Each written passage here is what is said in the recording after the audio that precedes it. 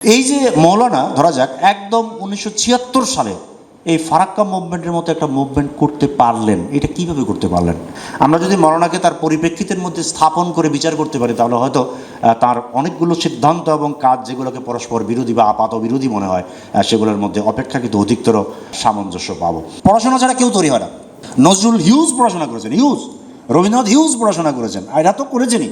আমি লালনের কথা বলছি, একদম প্রপার স্কুলিংয়ের মধ্যে দিয়ে গেছে। পৃথিবীতে বহু লোক আছে যারা নিচ থেকে উঠে এসেছে এবং একসময় তার রূপান্তর ঘটেছে এবং পরবর্তীকালে জনমানুষের ভাষায় তিনি আর কথা বলতে পারেননি। মাওলানা যে সারা জীবন পেরেছেন এটার সঙ্গে তার লাইফস্টাইল অঙ্গাঙ্গিভাবে যুক্ত।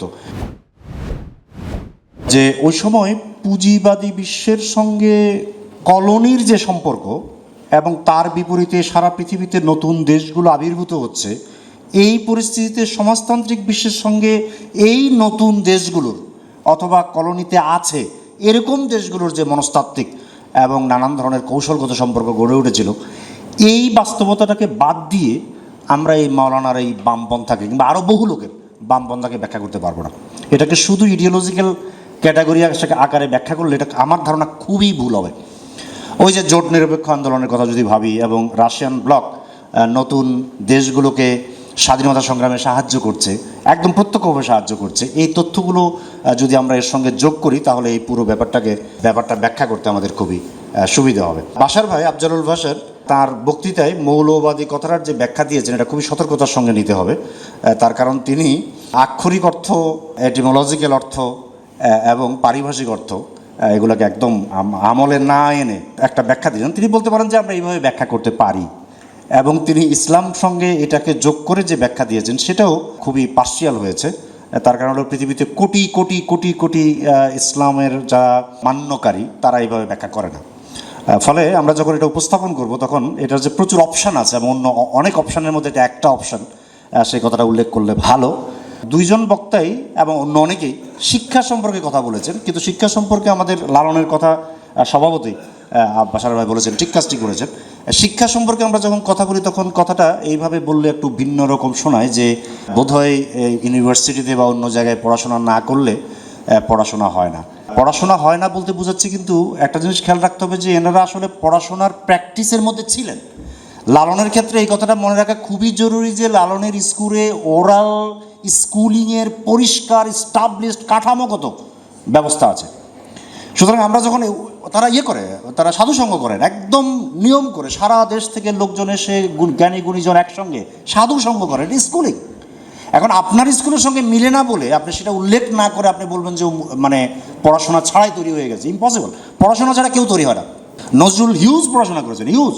রবীন্দ্রনাথ হিউজ পড়াশোনা করেছেন, এরা তো করেছেনই।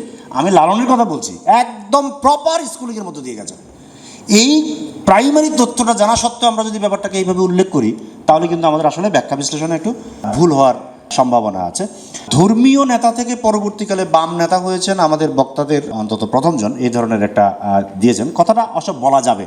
কিন্তু আমি মনে করি যে এটার মধ্যে কোনো বাইনারি অপোজিশনাল পজিশন তৈরি করা অপ্রয়োজনীয় শুধু নয়, তথ্যভাবে বিপজ্জনক।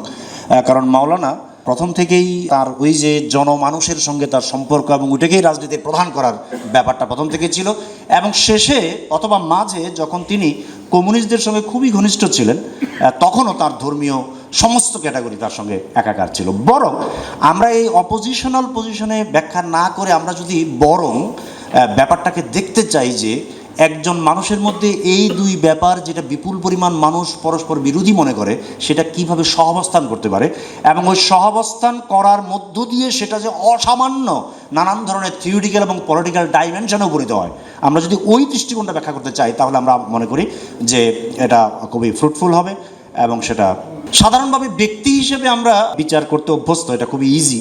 মৌলানার ক্ষেত্রে আমরা বলি যে বাজারে ব্যাপকভাবে চালু আছে যে মৌলানা নানান ধরনের পজিশন নিয়েছেন, একটার সঙ্গে আরেকটার খুব কম মিল আছে। আমি মনে করি যে এটা একটা পদ্ধতিগত সংকট, যেখানে আমরা একজন ব্যক্তি যে 100 বছর ধরে কাজ করছে, 70 বছর ধরে কাজ করছে, পৃথিবী পাল্টে গেছে, চারপাশ পাল্টে গেছে, অথচ আমরা ওই ব্যক্তির কাছ থেকে একই রকম আচরণ আশা করছি। এটা একটা অত্যন্ত বড় পদ্ধতিগত শুধু নয়, এটা একটা এপিস্টেমোলজিক্যাল জ্ঞানতাত্ত্বিক সংকট।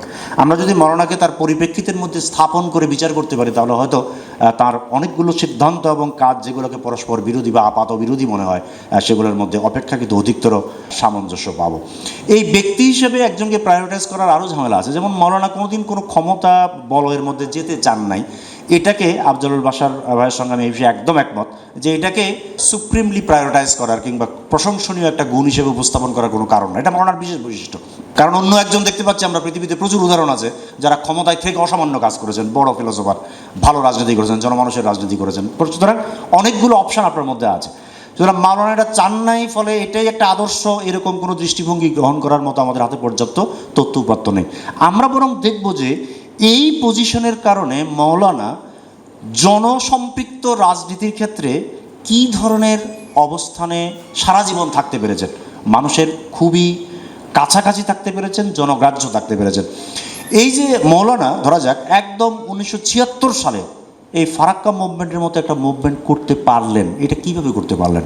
এটা পেরেছেন তার কারণ হলো প্রথম থেকে শেষ পর্যন্ত নানান ধরনের পার্টি এবং মত পথের মধ্যে থাকলেও মানুষের এটা বুঝতে কোনো সংকট হয় নাই যে তিনি মানুষের সঙ্গে ছিলেন, জনমানুষের পক্ষে ছিলেন। এবং এই জনমানুষের পক্ষে থাকার ব্যাপারটা তার যে পিরালি, তার যে ধর্মবোধ, তার যে গ্রামে থাকা, তার যে লাইফ স্টাইল, সেটার সঙ্গে অঙ্গাঙ্গিভাবে যুক্ত। পৃথিবীতে বহু লোক আছে যারা নিচ থেকে উঠে এসেছে এবং একসময় তার রূপান্তর ঘটেছে এবং পরবর্তীকালে জনমানুষের ভাষায় তিনি আর কথা বলতে পারেননি। মাওলানা যে সারা জীবন পেরেছেন এটার সঙ্গে তার লাইফ স্টাইল অঙ্গাঙ্গিভাবে যুক্ত, ফলে এই ব্যাপারটাকে ওইভাবে দেখাই ভালো। এবং ভালো খারাপ হিসাবে বিচার না করে আমি মনে করি যদি আমরা পার্সপেক্টিভগুলোর সঙ্গে বিচার করে মাওলানাকে উপস্থাপন করতে পারি তাহলে দুটো ঘটনা ঘটবে যেটা খুবই গুরুত্বপূর্ণ। একটা হলো যে মাওলানার জীবন বিশ্লেষণ করে আমরা আসলে বাংলাদেশকে, বাংলাদেশের ইতিহাসকে বিশ্লেষণ করতে পারবো বিপরীত দিক থেকে। আর দ্বিতীয় হলো যে মাওলানার মধ্যে কিন্তু প্রচুর পরিমাণে দার্শনিক প্রত্যয় জমেছিল তার উচ্চারণে, কথা। এটা কিন্তু শুধু রাজনীতি নয়, এটা দর্শনে উপনীত হয়েছিল। তার হক কথা, তার বক্তৃতা, তার আচরণ, তার ইয়েদের সঙ্গে সম্পর্ক। সুতরাং তার দর্শনকে বিশ্লেষণ করাও কিন্তু একটা গুরুত্বপূর্ণ কাজ এবং সেটার প্রচুর ডকুমেন্টেশন আমাদের আছে। এই সম্মেলনের নাম যে করা হয়েছে ডিকলোনাইজেশন, সেটা খুব ঠিক কাজ করা হয়েছে। কারণ আমরা জানি যে কলোনি যতই ভদ্রলোক তৈরি করুক না কেন তাদের সংখ্যা 5-10% বেশি কখনো যায় না। মাওলানা সারা জীবন রাজনীতি করেছেন আসলে তার বিপরীতে যে 90% লোক রয়ে গেছে সেই 90% লোকের জন্য। তিনি কৃষকের রাজনীতি করেছেন, জনমানুষের রাজনীতি করেছেন এবং তাদের ভাষার মধ্যে ধর্মর যে প্রবল প্রতিষ্ঠা, পিরালির যে প্রবল প্রতিষ্ঠা, সেটাকে তিনি সম্পূর্ণরূপে আত্মসাৎ করে, অঙ্গীকার করেই তিনি তার রাজনীতিটা করেছেন। ফলে যদি ডিকলোনাইজেশনের প্রসেস হিসেবে আমরা এটাকে ব্যাখ্যা করতে চাই, যদি কলোনিয়াল পার্সপেক্টিভ থেকে আমরা এটাকে ব্যাখ্যা করতে চাই, তাহলে মাওলানা সম্ভবত সবচেয়ে ভালো টেক্সটগুলোর একটা হিসেবে গণ্য হতে পারেন। আমি আশা করছি মাওলানা ভাষা নিয়ে এখন বাংলাদেশে যে দারুণ আগ্রহ দেখা যাচ্ছে সেটার নানান ধরনের সুফল ফলবে, সেটা একাডেমিক অর্থেও, জ্ঞানগত অর্থেও এবং আমাদের প্র্যাকটিক্যাল রাজনৈতিক অর্থেও। ধন্যবাদ আপনাদের সবাই।